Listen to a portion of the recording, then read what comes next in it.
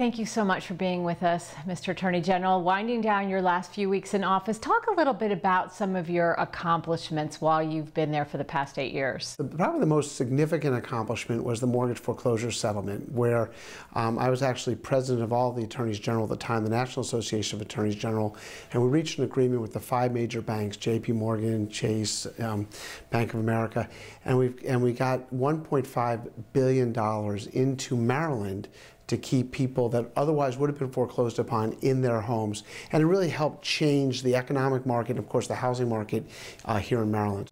You're also a big proponent of protecting the environment, the Chesapeake Bay. You did a lot of work in that area. Tell us about that. Well, protecting the Chesapeake Bay was probably my priority project when we were at the Attorney General's office, and we're never going to get it back to where it was in the 1600s, but we should be able to get it back to where it was 50 years ago. And so we really ratcheted up the enforcement mechanism, actually going after polluters and really making sure that they stop polluting and paid significant fines.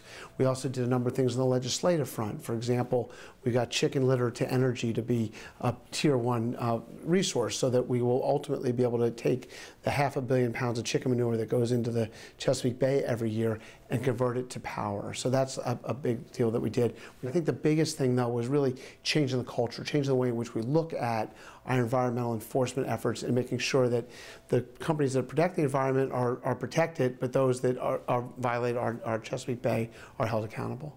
Elder abuse was one of your causes that you were behind, and also I think the Family Justice Center here in Montgomery County, you were a big supporter of that. Talk a little bit about that. So when I was the state's attorney in Montgomery County, prior to becoming Attorney General, we started the Family Justice Center. It's a sort of one-stop shopping place for people, for families that are victimized by domestic violence, children in need of assistance, getting all the resources in one place, and actually go after people who perpetuate domestic violence.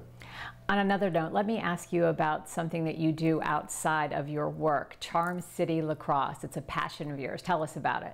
I coach both of my boys in lacrosse their whole lives. I still play lacrosse, and I played in college and throughout my life. And it's, this is Maryland's official team sport, but really we are the epicenter of lacrosse in the United States and perhaps even the world here in Maryland. The problem was Baltimore City was left out of that equation. So I started a league 7 years ago called Charm City Youth Lacrosse. I heard about Charm City Lacrosse from one of my coworkers, and I decided to sign Gordon up. Every town, hamlet, city, and county outside of Baltimore has had lacrosse forever, but nobody ever seemed to care about Baltimore City. And we now have 500 kids in it, boys and girls, 5 to 12 years old. I actually go every Saturday, I never miss one, and bring my children to it. And we coach these kids, and we've gotten some of those kids into good schools in the Baltimore region, and also really made a very big difference in their lives. So hopefully the pipeline will continue, not only for Maryland, but in Baltimore City, and that's something I'll look forward to continue in the future. This is Doug Gansler. I'm running for governor. Why was now the time for you to run for governor, and what do you think happened? Why did the campaign not turn out the way you had hoped? Well, I think it was the time to run for governor in the sense that, the Attorney General of a state is uniquely qualified to become governor, probably the most qualified person to become governor, because they're involved in every branch of activity for state government.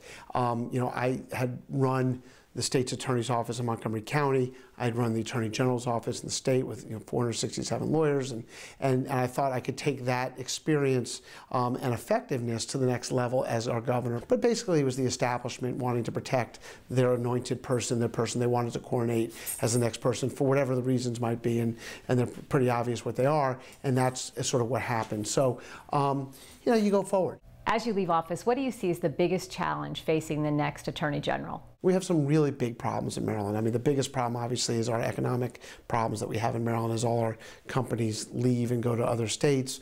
Our tax base, therefore, continues to dwindle as we lose our jobs to other surrounding states. And the response has always been, well, let's just tax people more. And, of course, the problem there is it's a never-ending cycle, and we lose.